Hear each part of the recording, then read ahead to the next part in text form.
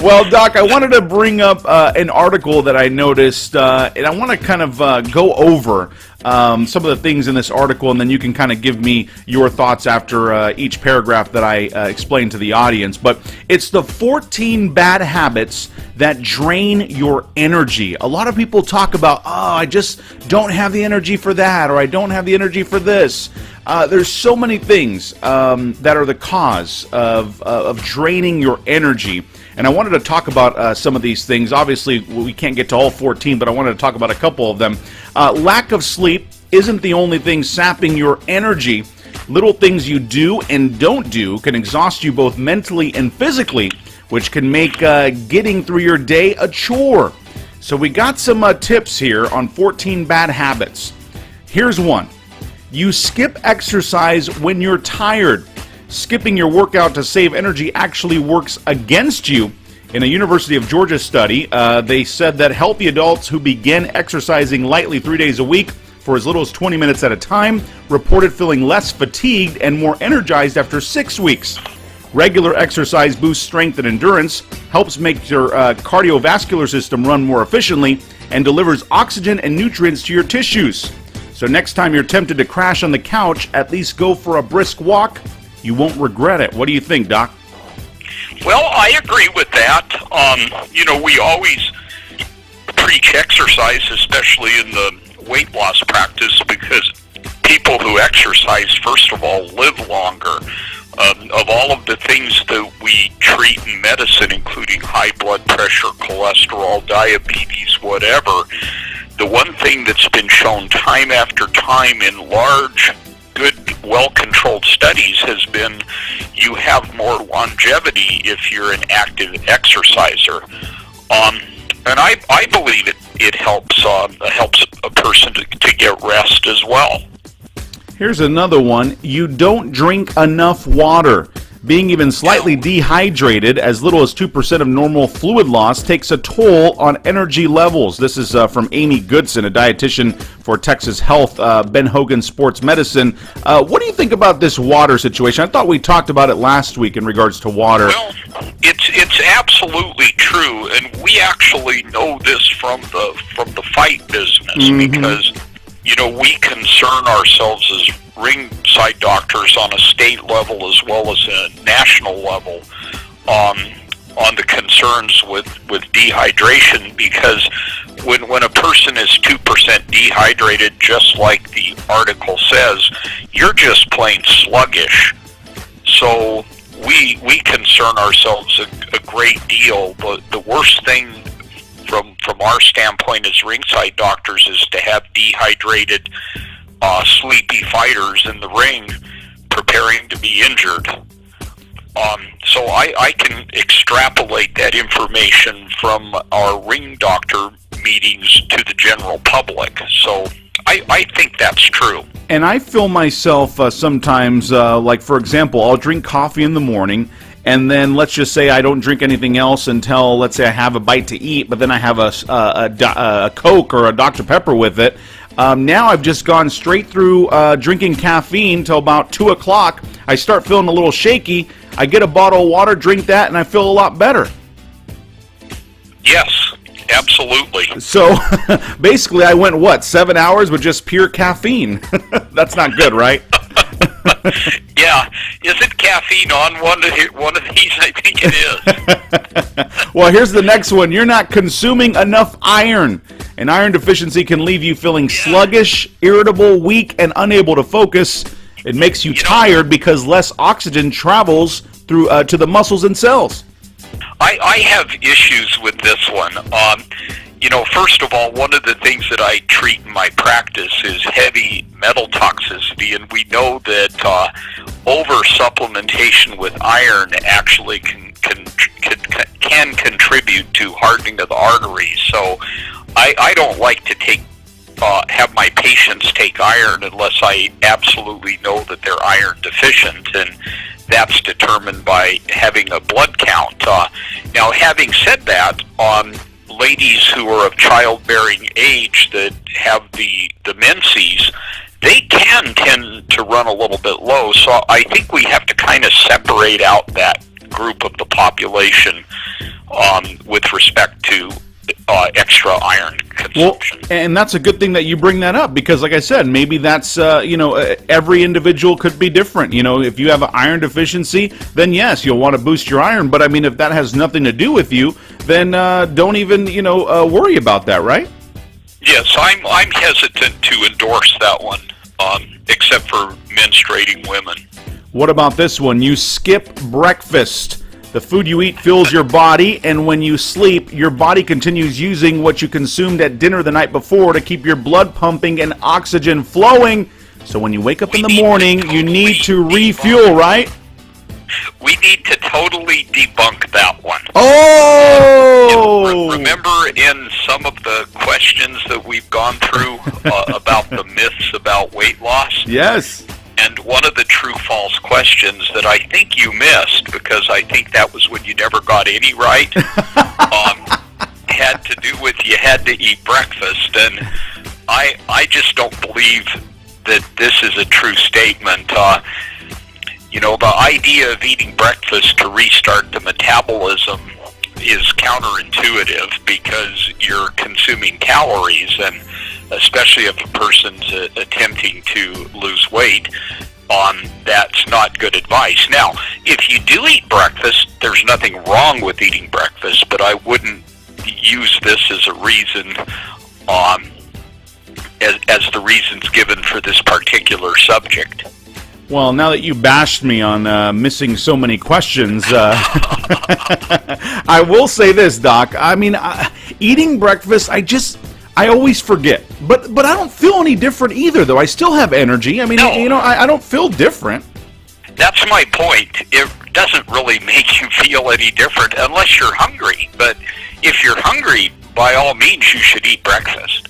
But we teach people to only eat if you're actually hungry. That's a major point right there that I want to highlight. You only eat when you're actually hungry. So that's the only time you're supposed to eat. Now, for example, let's just say, I ate because I was hungry, but then I go and sit down on the couch and I go, man, I'm going to go in the cupboard and check if there's something sweet in there. I'm going to go to the refrigerator and check if I can grab something to drink or maybe another snack. Is that because I'm hungry, or is that because I'm bored? Well, let me tell you what that is. We have different neurological symptoms in systems in our brain. One of them is the pituitary hypothalamic axis, where neurotransmitters that are the feel-good neurotransmitters like norepinephrine, epinephrine, serotonin, dopamine, these neurotransmitters travel between the hypothalamus and the pituitary gland, and they regulate our appetite and our sense of satiety. So if we're happy after a meal and full, then all of these neurotransmitters are running rampant in our brain. However, we have this other pleasure system called the mesolimbic system. And the mesolimbic system is a feel-good system. It's like from consumption of sugar or love-making or whatever. And sometimes the mesolimbic system overruns the pituitary hypothalamic system. And that's what's happening when you get up to look for something sweetie. Is just think to yourself, my mesolimbic system is taking over. I get it. Well, here's the next one. You live on junk food, and this is one that I also want to give my personal take on, because there's been times when I've gone to McDonald's or Taco Bell or whatever, fast food that I go to when I'm on the road, or I want to get something quick and get something in my system, and I really start to feel sluggish. I mean, it's just that the food's so good, though. I mean, I love junk food and I love the fast food, but I always feel sluggish after I eat at some of these fast food places. Why is that? Well, it's just as the article says that, of course, you're going to post on Facebook. These junk foods have high glycemic index, so they're carb-loaded with simple carbs and sugar, and that sugar spike triggers a drop to follow. And when that sugar level drops, you develop immediate fatigue and don't feel well. You know, I liken it to the Chinese restaurant experience. When we go to a Chinese restaurant and we have the noodles and the rice and the fortune cookies and all, and you leave just stuffed, totally full, thinking I'll never be able to eat again the rest of my life. Well, an hour later, you're hungry. And it's because of that sharp drop in the blood sugar that occurs after a bolus of sugar. So that one's absolutely true. And the reason why, again, is because of consumption of simple carbs and at the fast food place. And here's the one on caffeine that we said we were going to get to. You rely on caffeine to get through the day, and that's why you're draining your energy. Start your morning with the Java Jolt is no big deal. In fact, study shows that up to 3 daily cups of coffee is good for you. 3 cups of coffee? Is that true, Doc? Oh, I think that is true. One of these times we should have a discussion just on coffee, because coffee's been studied a lot, and it's really pretty good for you. There's really only one exception. Because people look at me weird when I'm having like a 3rd cup of coffee. They're like, another cup of coffee? It's bad for you. And I'm going, what? You know, I'm thinking I'm doing something bad by drinking a lot of coffee. Well, for purposes of this topic, you know, what keeps you from getting good rest and draining your energy, there's probably something to this. As they explain, the caffeine blocks adenosine, which builds up in the evening so that you'll feel sleepy, and if it blocks its accumulation, you're less apt to want to sleep. Now let's get to one more before we get to our trivia question here. You stay up late on weekends. Burning the midnight oil on Saturday night and then sleeping in on Sunday morning leads to difficulty falling asleep Sunday night and a sleep-deprived Monday morning. This, I have to say, I absolutely agree with on a personal level. I feel like the weekends come and I'm like, you know, either working or trying to stay up and party with friends and family. Monday comes and man, it is just so sluggish. I hate getting to Monday. I feel like what happens is we discipline ourselves Monday through Friday. On the weekend, we lose that discipline, and then we expect ourselves to get up and be up all all full of energy on Monday. That just doesn't work.